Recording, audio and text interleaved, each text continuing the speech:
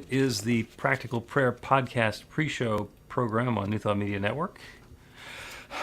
A mouthful. Yes. I'm Bill, and that's Carol, and we are back after a week off. When we say a week off, it wasn't like we weren't doing anything. I was over at the International New Thought Alliance 108th Congress. Not the annual Congress, because they missed a year in World War II. But it's been annual. The organization's 109 years old. They've had 108 Congresses. Okay, so I think that's pretty much, qualifies as annual. It's pretty much annual, yeah. So anyway, I was there in Fort Lauderdale, and the Congress was great. There was some wonderful content. New Thought Media Network was there. I actually got to spend the week with Robert Brzezinski and Michael Mangus, Pastor Mike, who were the rest of the crew. And we were at Sunshine Cathedral, which is the world's largest queer church. They actually call themselves that, queer church. And the place is spectacular, and the people are just wonderful. So I'm just glowing about that. And you were there a week. I was there a week, yeah. Got in on Sunday afternoon and came home on Friday afternoon. And there was much going on. The Congress actually went from Monday evening to Thursday evening. I would be so excited. I'm not sure that I would be wound down quite yet, but I'm still catching up on the stuff that I have to do because, there were still things going on in the world, even if it didn't include us doing a podcast episode last week. It amazes me how when something in my world changes, the rest of the world doesn't seem to care. How about that? How about that? Yeah. Yeah, that happens. I'm like, you mean to tell me you don't? So, we were talking about AI, and I think I would like to continue that. Okay, so we're going to do a podcast episode about AI. And I have some jokes about AI, but I'm going to save them until we get into recording the podcast episode. In the meantime, though, we will tell those who are listening or watching on YouTube and Facebook that we are open to your comments and insight. You can put them into the chat if you're watching us live, or if not, you can go to bethelight.com. See that? I learned something from being together with the rest of the crew. It says right there on the screen, bethelight.com, be-the-light.com. And it will take you to there's a comment button where you can send a comment to us, and we will either respond to your comment, or if there's a question, we might answer the question. If there's a prayer request, that's always a possibility too, because it is, after all, the Practical Prayer Podcast. Mm-hmm. So I think that's what we need to talk about here, and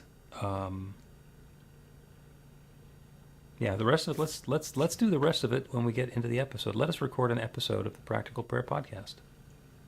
Good. Let's go. Find the button, and here we go.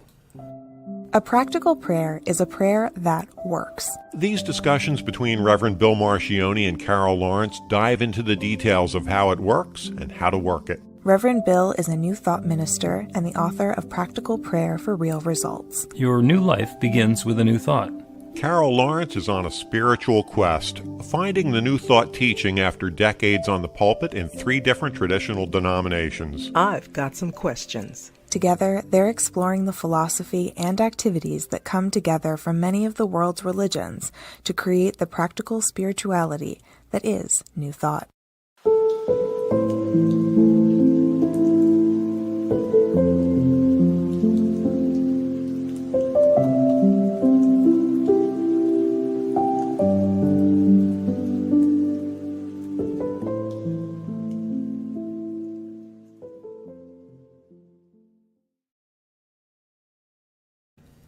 Welcome to the Practical Prayer Podcast. I'm Carol, here with Reverend Dr. Bill Marchiony, and I'm really excited about this week.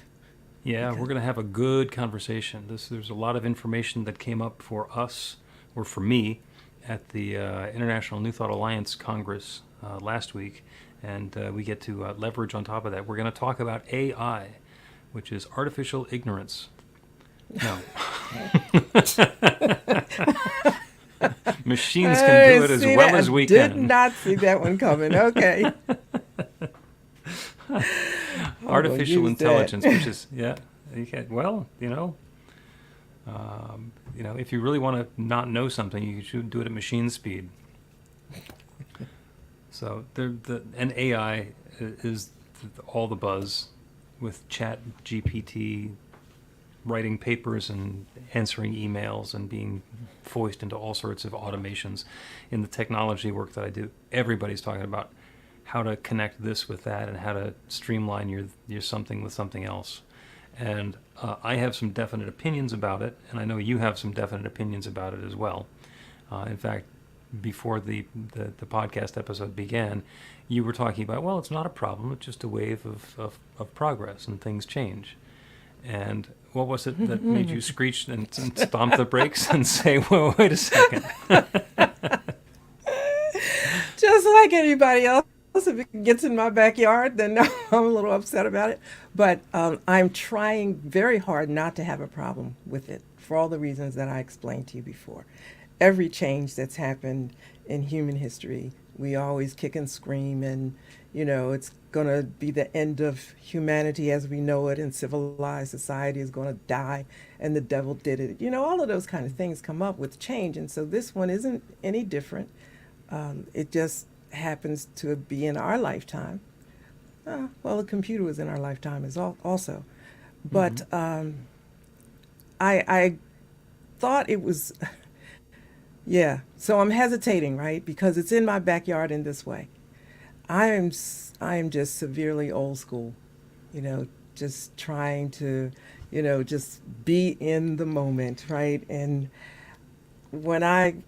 in my world, you pray, you write your own paper, you write your own sermons, you depend on intuition and the like.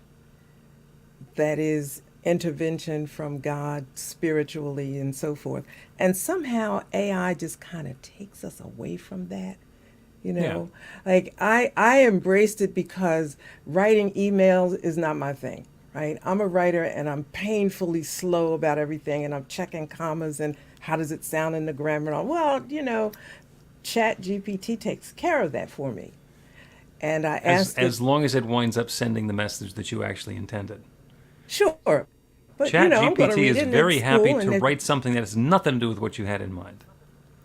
Send But it you off with have your to- signature. But you got to look at it, right? You got to proofread. Like, so I Yes, got to indeed. proofread my own stuff. So I think, okay, that's good. Even I asked for a description. I was like, my bio was just ridiculously long. And I said, I need like a tagline. And it gave me just something really wonderful, really happy with it. So that's fine.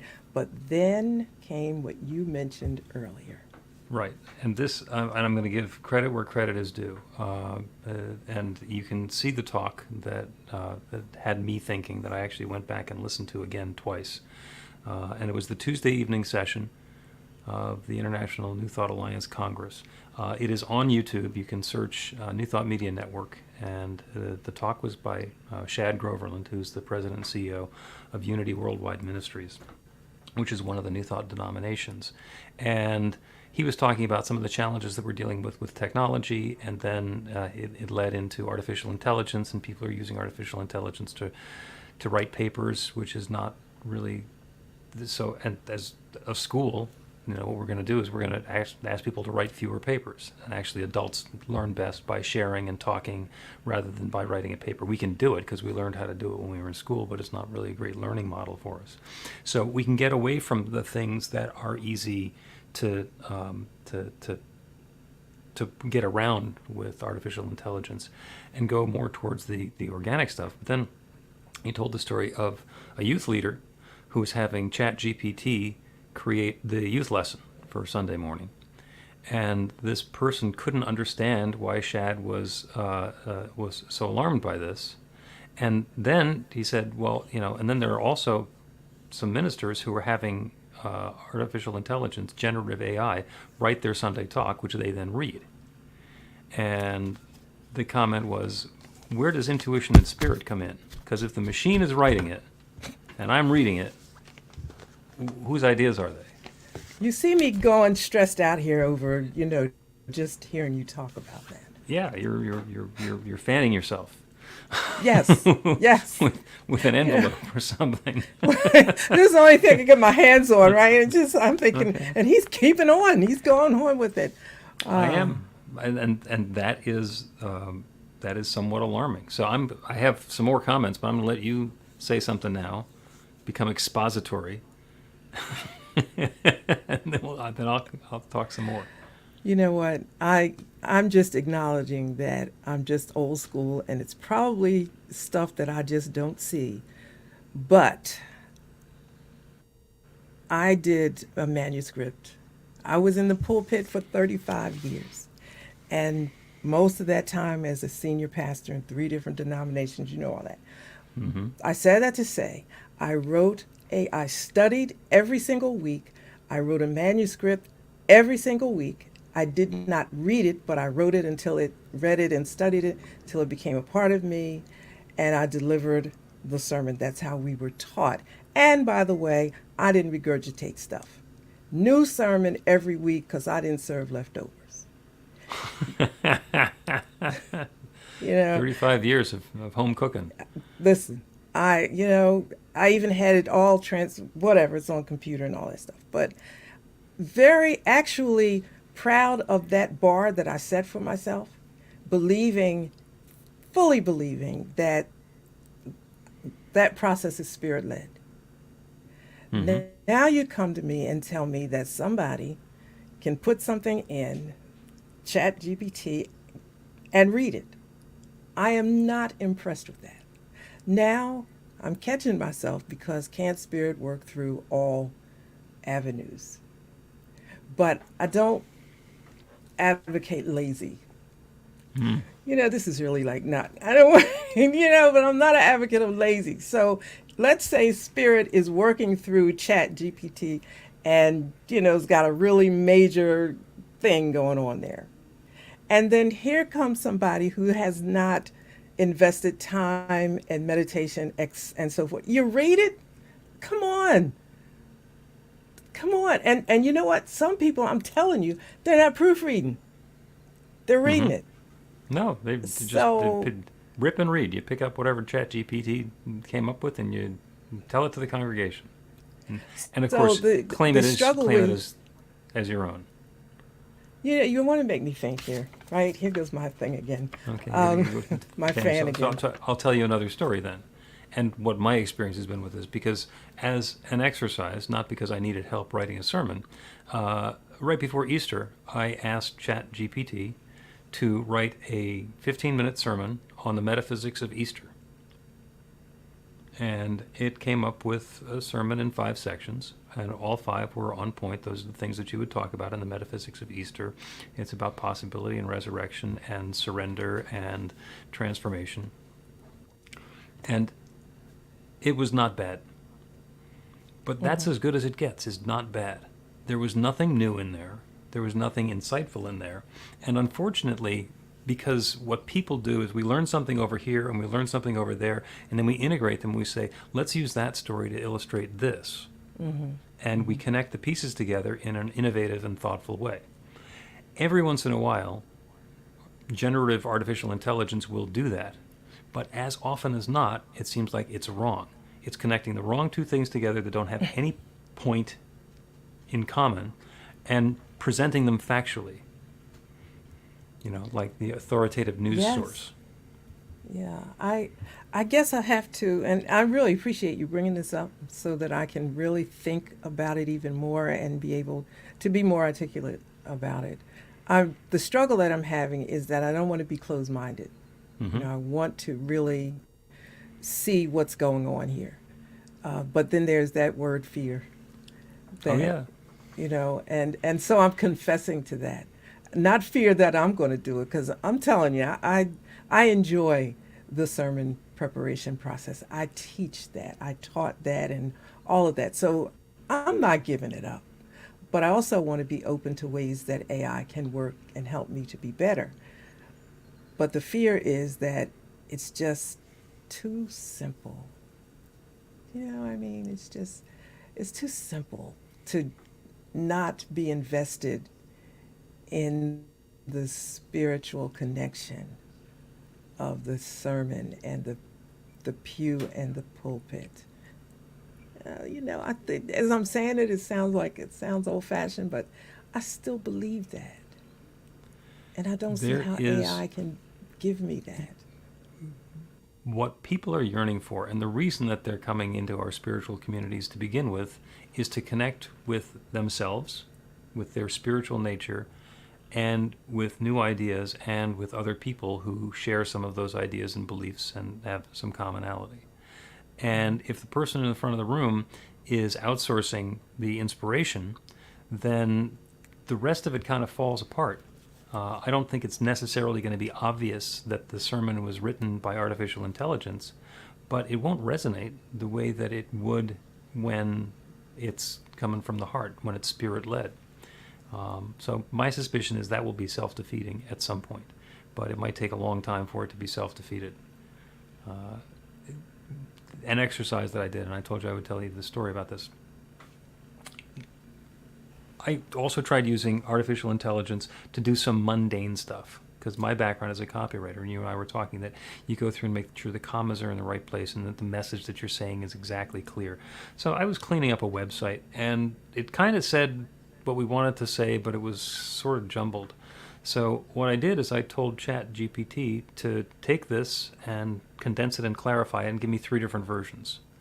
And by having 3 different versions, I became the editor.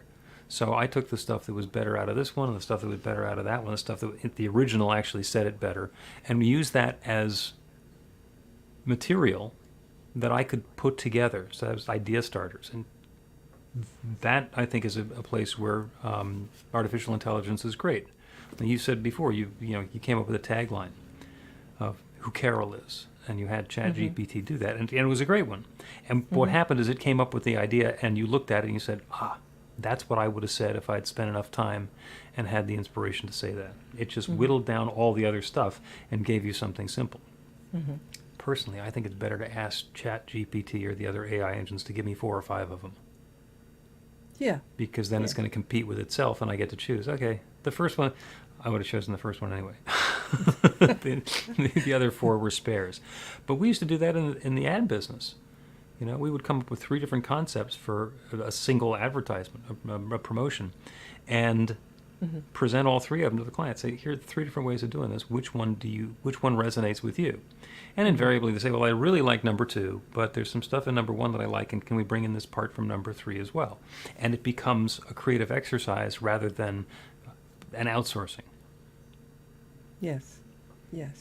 I think there's an honesty and integrity in the way you approach the whole thing, which is what you just explained. Some people were saying that asking ChatGPT to write a book, write a chapter, write this, write that, and you said earlier, maybe people may not know it, but if you can't string 3 or 4 sentences together to make sense, then perhaps you're not a writer.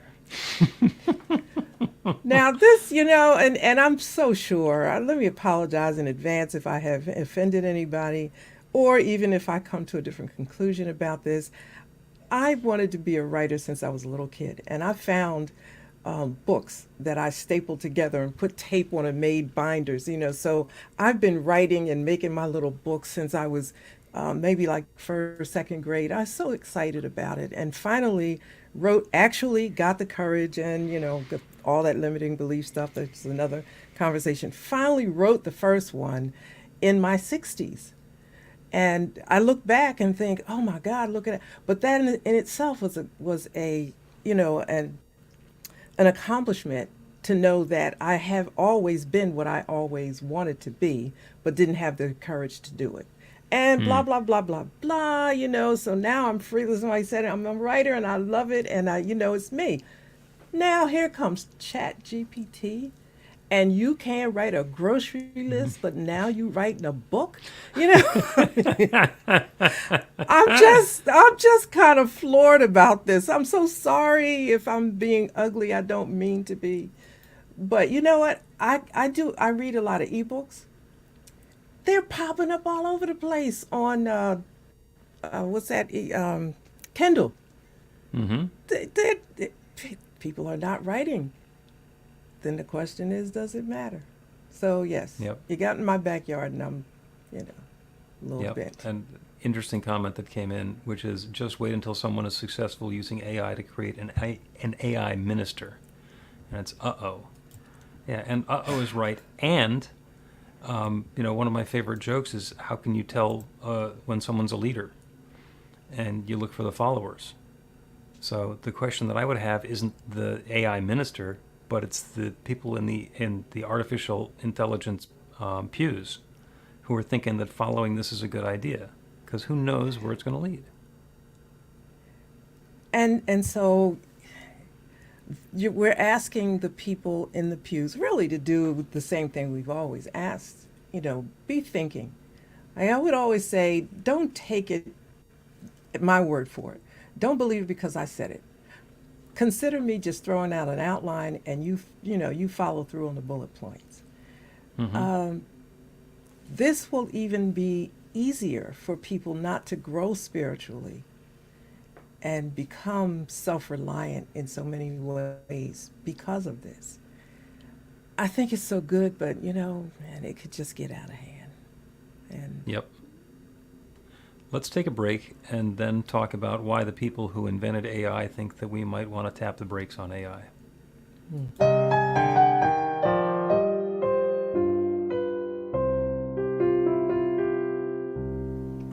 Are you ready to get results? Now, that's not a rhetorical question. Are you ready to get results? RUR2GR.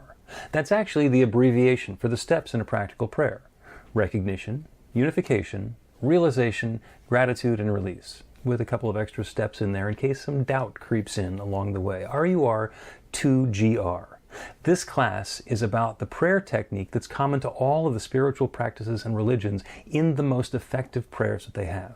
And by effective, I mean that the prayer works. It actually creates a change in the experience of the person doing the prayer. It gets a result. We're going to begin with theory, and then we're going to take it into practice. By the end of the class, you will have your very own practical prayer that will help create transformation in your life.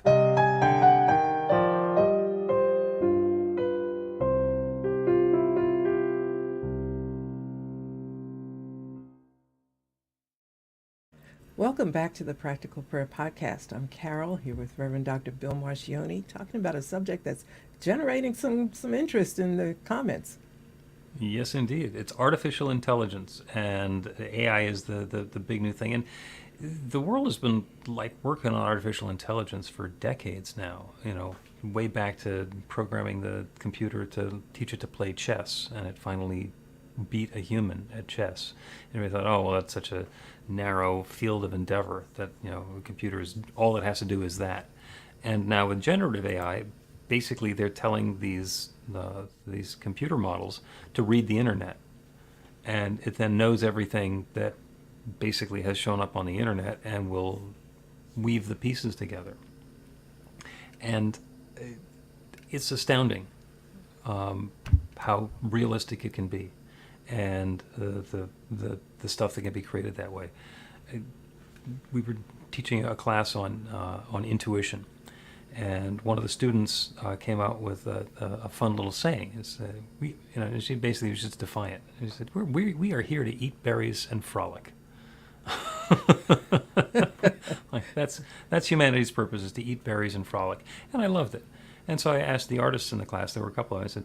I said, "So who's going to make a T-shirt that says we are here to eat berries and frolic?" And they all nodded their heads, and then they went off and did different things, and they never did it. They dropped the ball on it. So I know how to use technology and spent a lot of time in the typesetting and printing business, so I know how to make a T-shirt. I just am not a designer or an artist. So I went on to DALL-E, which is the image generation artificial intelligence, and after a half a dozen times through, wound up with a watercolor of young people eating berries and frolicking. And it was good enough that I printed it on a T-shirt. and it's whimsical and frightening at the same time, because that watercolor does not exist anywhere outside of the T-shirt and the computer model. Mm-hmm. So the question for us isn't can we do it, It's, is it a good idea to do it, and where are the guardrails? And at this point, there are no guardrails. I mean, the industry is saying we need some guardrails, but they're also in the business of advancing their business. So Yes. there's competition going on. So on the one hand, we're in a hurry. On the other hand, they all know how dangerous this could be. So where's that balance point? I don't know that we'll find the balance ahead of time. Just like a lot of other things. After the crisis, we'll see. We'll see where this went over the edge and fix it. And I'm saying that to myself as well, not to worry so much, because this will right itself, for the lack of a better term, and to get the idea out quickly. My son, my oldest son, is an incredible artist and just amazing. But then here's artificial intelligence that can do what he does, and it takes him a while to do something. It can do it in a matter of minutes. So I'm sensitive, like, what's happening? What does this mean? And what does this say to my son? And what does it say to all the artists who do things, that were gifted this way? But artificial intelligence is also a gift. And I guess at the end of the day, all of it will right itself, because, there is that one, and I've been hanging around with you too long. There is that one that all I can say, will just pull it into order in time, And just yeah, artificial intelligence is valuable and helpful and a wonderful resource.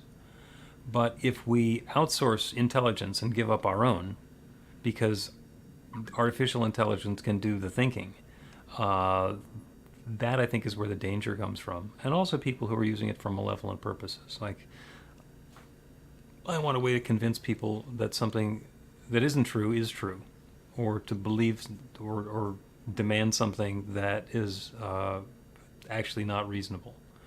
And because it knows all the tricks, it's read the entire internet, it can figure out how to make a compelling argument for something that is completely unfounded. Whoops.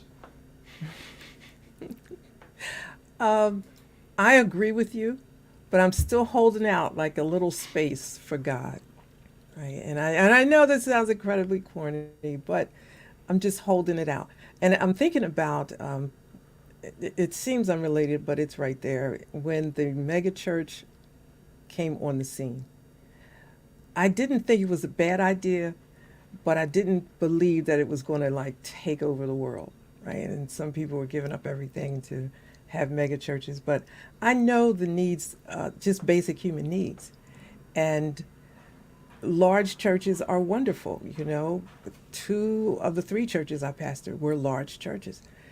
But then when you really look at it, it's really small churches, a lot of small churches within a big church. Mm-hmm. Basic human needs and basic need to be connected is not going to change. AI is not going to change that. It's not going to answer that need. So eventually it's going to balance itself out in some way. And I don't know, things happen so quickly now. It could happen quickly, or it may not happen in my lifetime, but they are just fundamental basic human needs that AI cannot address. I completely agree with you. And we're also in the midst of the social media and digital media revolution. It's been going on for a while. And the Surgeon General has pointed out that there is a crisis of loneliness and isolation in our country, and has called for organizations to step up and reinforce and foster human connection.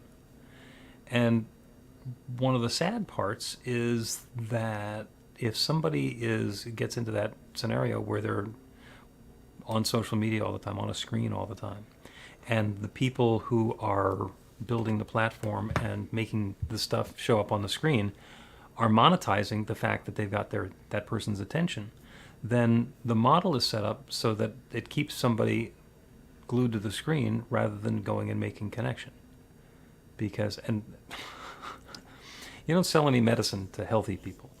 So It is in the best interests of the people who want to sell medicine to have people be sick. And that's really sad, and it's counterproductive, and seems like it would be counterintuitive, but what drug makers need is sick people. What hospital systems need is ill people. And there's a conflict of interest there, that if we want healthy people who don't need to be looking at the screen, then the companies that are monetizing their FaceTime on the screen are going to be losing out if they actually help people be healthy. So there's an inherent conflict there. Oh, okay.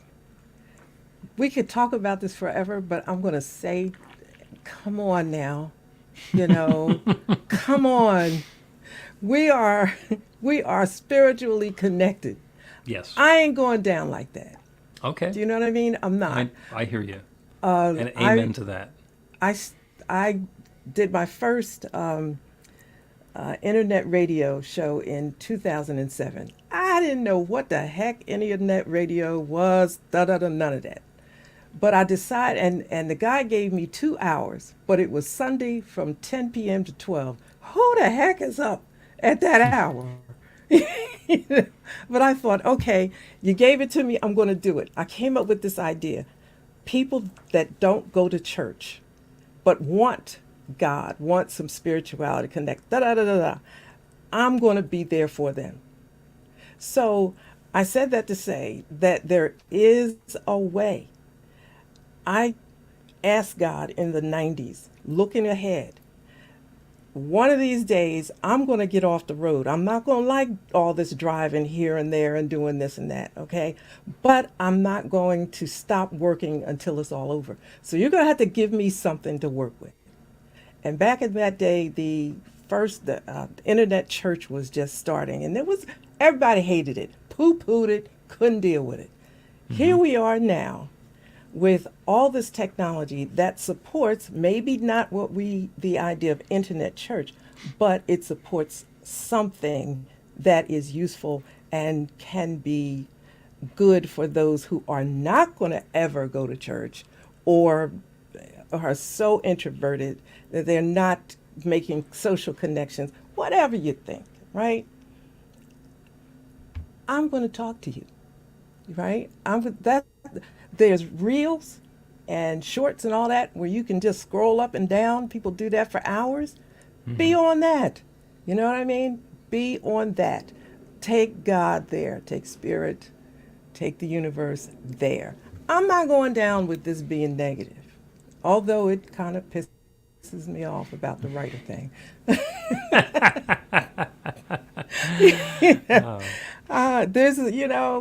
I'm shifting into, this is a God thing, and I'm a God person, and so I'm going to figure out how to make this be helpful. Mm-hmm. The part for me is finding out where the crossover is, because we know that people getting together in a room face to face is human connection, and we know that watching something that somebody posted a while ago on social media is not an interaction. So is it when people are live with a conversation back and forth? How many people listening to one person speaking, what point does it become a one-way TV program rather than an interactive human experience? And I don't know. That's part of what I'm looking at and working on at this point. Well, okay, I'm going to say it again. Come on. I met you in 2020. I think it was 2019, 2020, something like that. 2020. And the pandemic was under full roll when we met. And so nobody was going anywhere. Yep. So I went to your classes that you offered. Now, I understand that you're a tech genius and everybody isn't, but it was available. Mm-hmm. So things are available. I went there and took several classes, a couple classes a week, as I recall. Yep. And people were on camera. We were talking back and forth. I never once thought, oh my God, this is a pandemic. I'm not sitting next to a person. We just had a great time in a learning experience over a long period of time. Yeah. Now, it was it was forced. I don't know whether you were going to do that anyway. But that thing worked for me so well that I never once thought about, I can't wait till such and such. This was it, and I'm good. Yeah. And there's a lot of people like that. So, like, come on. This was an opportunity that God used tech geniuses to say, let me get in this too, Yep. in a tangible way. Yeah, and I don't think that the technology is all or nothing. I don't think that we need to be Luddites and unplug everything. And I think on the other end of it, if we let artificial intelligence do our thinking, then we're going to miss out on something. And there's some thinking that's not going to be thought. Let's take another break, and then we will do a prayer that somehow this is all coming together. Well, can I make this one comment before we go? When Yeah. you say when human interaction is important, and I lived in that 2020 in that pandemic time, and still, and I have human interaction when I need it. I just haven't been to particular places in person, but I'm still here. I'm still sane. I'm still doing well. I think it's going to be okay. Maybe I that's really the do. prayer. All right. Quick break, and then prayer time. Get inspiration in an instant. God calls are the gentle and uplifting moment of truth to help you remember that the bright light of God's love is shining right now as you It's your God Call with Reverend Bill. start your 2-week free trial today, and you'll get a phone call 4 times a week from Reverend Bill with an uplifting half-minute message filled with insight, wisdom, story, and fun. Let your light shine. You can answer the call to listen to it live or let it go to voicemail so you can hear it later. After the free trial, your subscription is just $5.95 a month. The details are at godcall.org. God calls are disruptive, intentionally. Whenever you write something, put on a gold star. They take you away from your routine to remind you about the truth of who you really are. They come at random times between 8:15 a.m. and 6 p.m., so you won't be expecting them. And somehow, the message is exactly what you need to hear at the time. Magic is loose in the world. It's a moment of motivation in the middle of your day. Find out more and start your 2-week free trial now at godcall.org. Welcome back to the Practical Prayer Podcast. I'm Carol here with Reverend Dr. Bill Marchiony. This has been an amazing, electrifying conversation. I don't want it to end. Okay. Well, in that case, we have a history of doing part 2 and part 3 on some topics, so perhaps we can do that again. We've been talking about artificial intelligence and thinking about a prayer that will support our engagement with artificial intelligence. And what came up for me was the serenity prayer, which is, God grant me the serenity to accept the things I cannot change, the courage to change the things I can, and the wisdom to know the difference. And I think there is a version of that when it comes to artificial intelligence. Because when we start a practical prayer, we turn our attention to that one infinite intelligence, that one divine intelligence, that one creative source that created everything, that continues to create everything, that has created each of us and abides within. That infinite intelligence that knows everything, that shares that wisdom and insight and knowledge throughout its creation.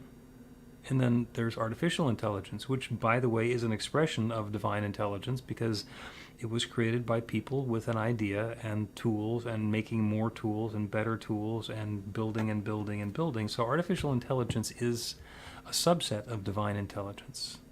And individual human intelligence is also a subset of divine intelligence. So what we're going to claim, even though it is possible that there are lots of challenges, difficulties, and what would be described as problems or bumps that are on the road ahead of us, there is the possibility for all of these pieces to fit together in sweet perfection. So that is the prayer. And we turn our attention beyond the artificial intelligence, beyond our individual awareness of the situation, circumstance, and unfolding that's been going on, and open to the awareness of that divine intelligence, that one which knows everything, that one which has created everything and continues to create. That divine intelligence, that creative presence, that infinite love that abides within is right here, right now, in me and in each of us.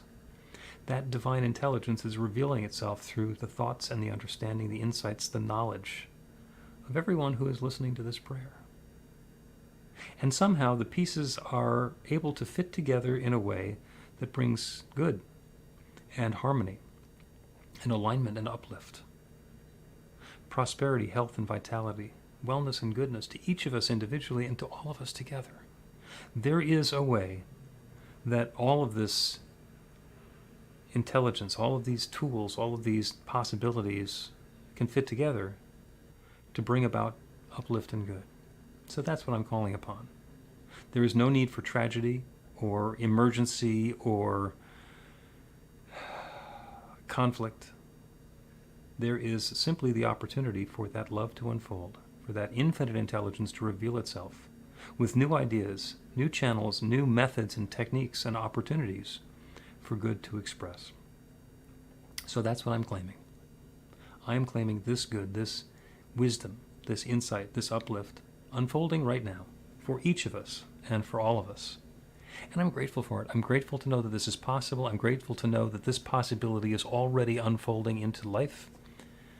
I'm grateful for the awareness of this creative process. And I'm grateful to be partnered with that divine intelligence in knowing that this is already happening. And so, with gratitude for all of this good, I speak this word and I release it into that creative law that creates everything, that has created everything, that continues to create and is now creating this. So the deep feeling of thanks, I speak this word and I release it into that law, and I know it is so. And so it is. The Practical Prayer Podcast with Reverend Bill Marchiony and Carol Lawrence is a production of BeTheLight.com. be-the-light.com. Where you can find more information about practical prayer for real results. Our theme is by Music of Wisdom. You can learn about the spiritual community of New Thought Philadelphia with daily guided meditations, Weekly celebrations of spirit, and Reverend Bill's classes in practical spirituality at newthoughtphilly.org.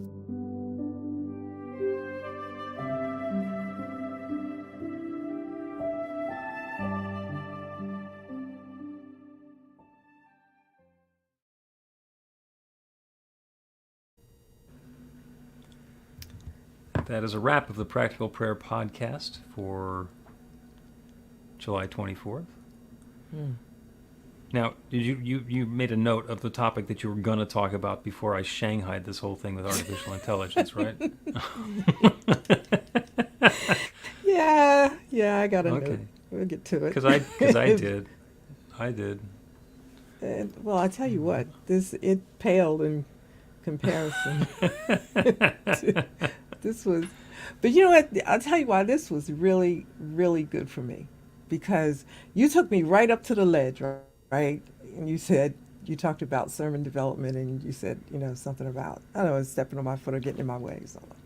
And as we went through the podcast, it started unraveling and smoothing out for me.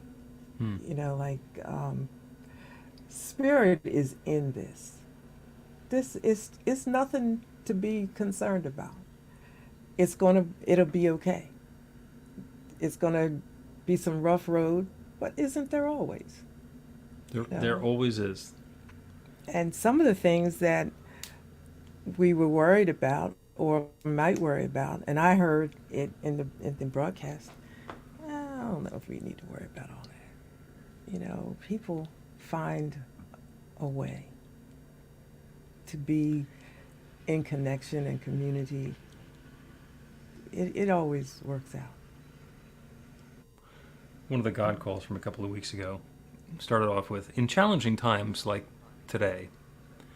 And that was because I was reading a book that was like 50 years old, and it said that, in challenging times like we're facing today. Mm-hmm. It's like, and then I went back, I found one from 10 years ago, and you can see it again. And so, like, they're always writing books that say, in challenging times like today. So this is not new. Yes. The challenges are different, but there's, In reading some of the masters from way back, they'll talk. It sounds like they're talking about right now today, They say, and I'm thinking, but you were back in the 1800s, you were back way, but so it's not like maybe things just keep going around and around. And I thought, okay, with this, what's the big worry in the church and in the community, the religious community or spiritual community? Is it that people finding their way to God through the internet, through AI or whatever? Well, how does that impact the brick and mortar? Well, yeah, that means that you're not going to get as many people in the pew or in the center, perhaps. But you know what? We're here like to feed people, for the lack of a better term. And if they prefer to eat this way, you feed them that way, and the brick and mortar will be okay. And if its time is up, well, then its time is up, which I doubt, but different models. A couple of things that came to mind.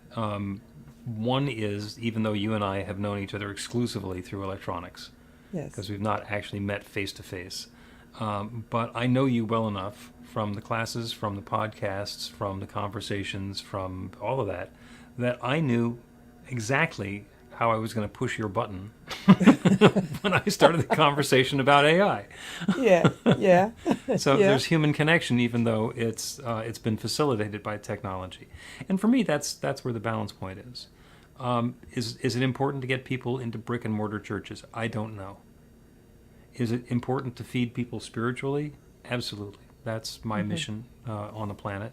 And if there's a room full of 200 people, and I say something that resonates with somebody and changes their life, then the other 99 people might not have been relevant. It feeds my ego to have a big crowd, but that's not why I'm there. Mm-hmm. If I can say something that's going to help one person, then mission accomplished. Yeah, I agree 100%. It's really locking into that and saying, yeah, this is what I really believe 24/7, and I'm not going back on it. I was having a conversation with several ministers about that, and they were saying that some ministers have gone back to brick and mortar, and they're not going to deal with, Zoom and all the rest of that technology. Well, okay, more than likely they can't, but those who can will see a way, because there's a whole world of billions of people out there. Everybody's not the same. And God, Spirit, is diverse enough to know that there has to be a lot of ways to reach people. Every minister, every preacher isn't the same. And when I'm teaching that class, you can't mimic somebody else. Your voice will be heard by the people that hear the way you speak. So to mimic somebody else, then you're leaving out all the people that speak the language that you speak. And you have to take a deep breath on that, because there's always preferences and what's best and whatever. But at the end of the day, who's in charge here? Whether you believe that God is out there in the cosmos somewhere or internally, it's all the same. Like, who's in charge here? You? Mm-hmm. So that will slow my roll a bit, just to think about that and say that I made a transition easily, as smooth as silk, and loving it. And others are not making that transition. Well, my voice is here for whoever it's here for. Mm-hmm. And that's what we're doing. All right, let us bring this post-program to a close. Again, thanks to New Thought Media Network for making all of this happen.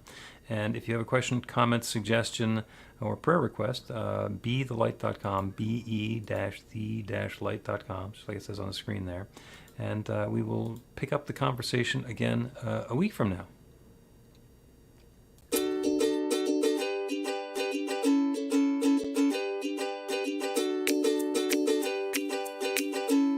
Thank you, Center for Spiritual Living Denver, for your continued support. Thank you Center for Spiritual Living Midtown Atlanta for your monthly contribution. Thank you Center for Spiritual Living North Jersey for your monthly contribution. And please help us welcome Om Center for Spiritual Living in La Mesa, California. Thank you for your monthly donation. Thank you Center for Spiritual Living Seattle for your most generous donation. And a special thanks to Hefferlin Foundation for your generous technology grant.